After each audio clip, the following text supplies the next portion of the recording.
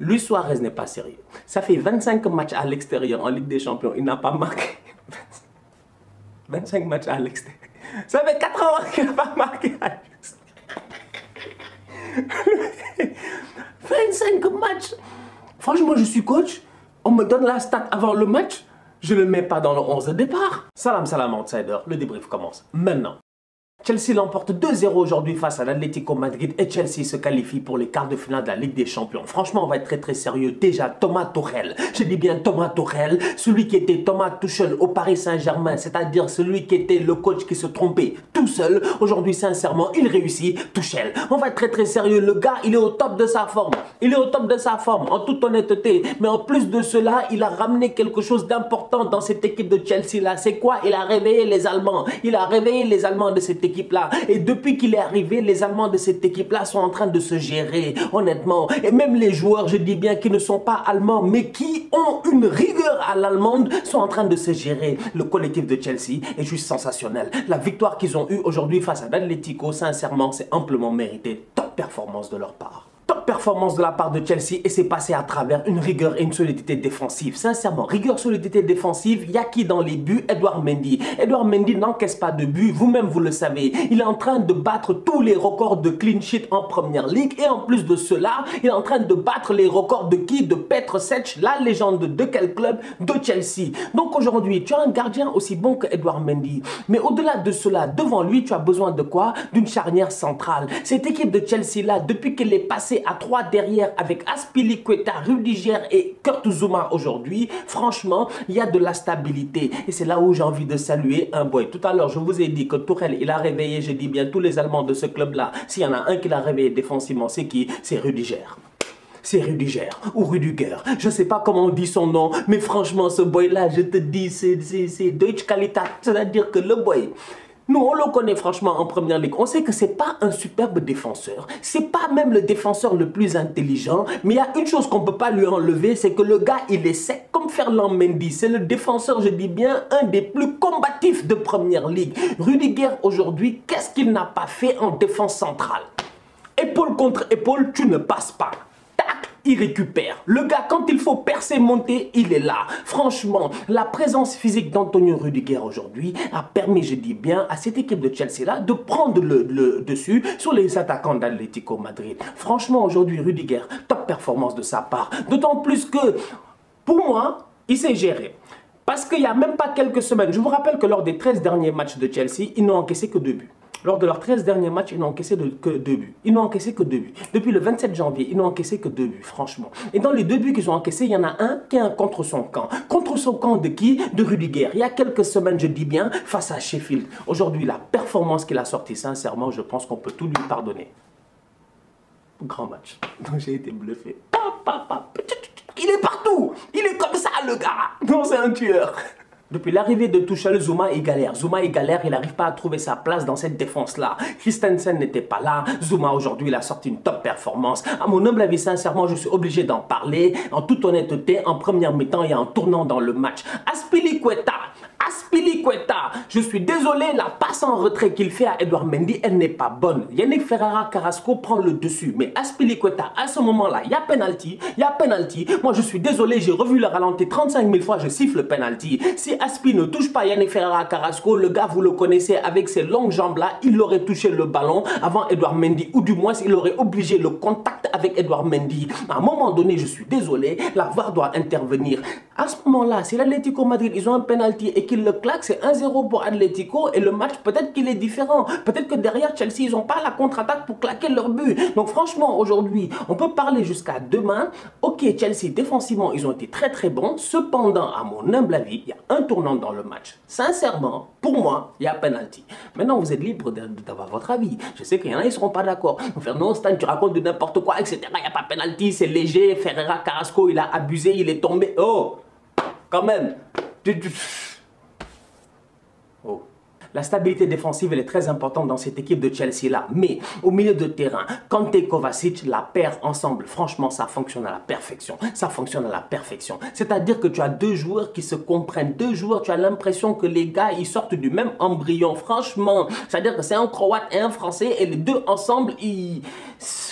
C'est magnifique. Les combinaisons, elles sont bien. L'un sait quand l'autre doit monter, l'un doit rester. Ils savent, je dis bien, comment se soutenir et soutenir leurs attaquants. Mais au-delà de cela, ils sont, je dis bien, complémentaires. Tu en as un qui est très bon à la récupération et un qui est très bon à la relance. Et N'Golo Kanté, franchement, ou N'Golo Kanté, je m'excuse, franchement, on va être très très sérieux. En toute honnêteté, à chaque fois qu'il monte, ces temps-ci, il est précis, je dis bien, dans ses premières passes. Donc aujourd'hui, on va être honnête. Au milieu de terrain quand même de Chelsea, ces deux joueurs-là, ils ont été énormes. Et ces deux joueurs-là, ils n'ont pas arrêté, je dis bien, de fatiguer les milieux de l'Atlético Madrid. Et leur travail et leur volume de jeu a permis de libérer les atouts offensifs. Et c'est là où on va commencer à parler de Hakim Ziyech. Parce que Hakim Ziyech, à un moment donné, les fans de Chelsea qui sont là en train de le critiquer, c'est parce que les gars, franchement, je ne sais pas c'est quoi votre problème. Vous avez été habitués à des Vinicius. Voilà, on va me dire Stan Vinicius. Vous avez été habitués à des Theo Walcott, à des Dembélé, à des gars qui font que courir, des Hudson-Odoi, franchement, des Pulisic. Mais il y a des joueurs qui sont différents. Il y a des joueurs, ils sont fins. Il y a des joueurs, ils sont différents dans leur style de jeu. Ziyech, c'est un meneur de jeu latéral. C'est un ailier meneur de jeu. Mais Ziyech n'est pas le gars qui prend la profondeur, qui court. Il est un peu comme Mahrez, sauf que dans le style de dribble, il est moins casse-rein que Mahrez. Mahrez, il te dribble. Comme Dembélé, il te laisse sur place. Ziyech, c'est différent. Ziyech, il a le flair, il rentre, ses mouvements, sa manière de faire lui permettent, je dis bien, de créer les bons décalages. Et Ziyech, il a besoin d'être quoi? En confiance. Ces derniers temps, j'ai vu sur son compte Instagram, à un moment donné, il a mis une photo de lui avec le maillot du Maroc pour dire un message. Mais tu sens réellement que le boy, il vivait peut-être un mal-être ces dernières semaines, en toute honnêteté. Mais là, il enchaîne les matchs avec le maillot de Chelsea. Et sur le terrain, le boy, franchement, il sort les top performances. Ziyech, aujourd'hui, il a été très très bon. Son trio avec le boy Werner sur le côté et le boy Havertz en position de faux neuf, ça a fonctionné. Et c'est là où j'ai envie de saluer Thomas Tuchel. Parce que tout à l'heure, au début du débrief, je vous ai dit qu'il a ravivé la flamme allemande, je dis bien, dans les joueurs de Chelsea. Rudiger, il est au top de sa forme. Kanté, il a la rigueur de l'allemand, même s'il est français aujourd'hui, il joue comme un allemand. Kanté, c'est Lothar Matthäus. Je vous dis, top player, en toute honnêteté. Comment il s'appelle? Havertz. Ça, c'est le Havertz de Leverkusen. Il y a des gens, ils ne connaissent pas Kai Havertz. Ils n'ont pas vu Kai Havertz avec Leverkusen en Europa League. Nous, on l'a vu, on l'a suivi. Kai Havertz, c'est un très bon joueur. Il a juste besoin d'être mis dans le bon dispositif tactique. Et aujourd'hui, j'ai l'impression que le fait que le coach soit allemand, ça fait que Timo Werner, même s'il ne marque pas de but jusqu'à présent, il est décisif. Ses mouvements sont bons, il fait passe décisive, franchement, il doit même marquer son but. Heureusement, en face, tu as Oblak qui est un très bon gardien. Donc franchement, aujourd'hui, la mayonnaise au niveau de Chelsea, elle est partie, elle marche bien. Et je pense que s'il y a un pays quand même qui est connu pour sa mayonnaise, c'est lequel? C'est la France. Et je vous dis, ces Blues de Chelsea là, où est-ce qu'ils vont retourner bientôt en quart de finale? Vous allez voir vendredi le tirage au sort. Le hasard va nous donner un Paris Chelsea.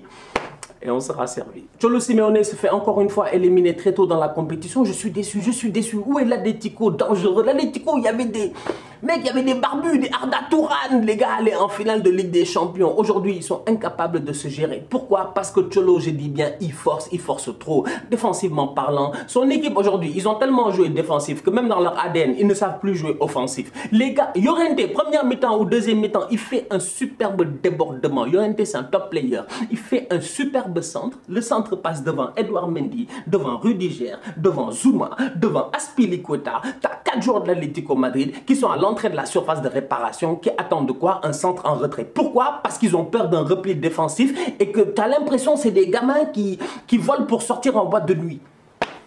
Mec, vous avez 21 ans, 22 ans, vous êtes des adultes. Vos parents ne veulent pas vous laisser sortir. Vous prenez vos clics et vos claques, vous allez sortir en boîte de nuit. Qui peut t'empêcher de sortir? Franchement, tu es majeur. Tu es majeur. Les défenseurs de l'Atlético, les milieux de l'Atlético, les attaquants de l'Atlético, surtout les attaquants, ils sont déjà majeurs. Mais les boys, on dirait, ils ont peur de Cholo. Mais rentrez dans la surface de réparation, s'il vous plaît. Allez me couper ce ballon-là.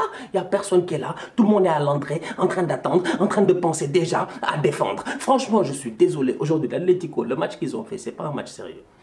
Luis Suarez n'est pas sérieux. Ça fait 25 matchs à l'extérieur en Ligue des Champions. Il n'a pas marqué. 25 matchs à l'extérieur. Ça fait 4 ans qu'il n'a pas marqué à l'extérieur. 25 matchs. Franchement, je suis coach. On me donne la stat avant le match. je ne le mets pas dans le 11 de départ. Mais c'est-à-dire que Cholo, il n'est pas sérieux. Ça fait 25 matchs, il n'a pas marqué à l'extérieur en Ligue des Champions. Tu pensais qu'il allait marquer en Angleterre? Franchement, à Chelsea, à Stamford Bridge. Non, je suis désolé. Honnêtement, on peut parler jusqu'à demain.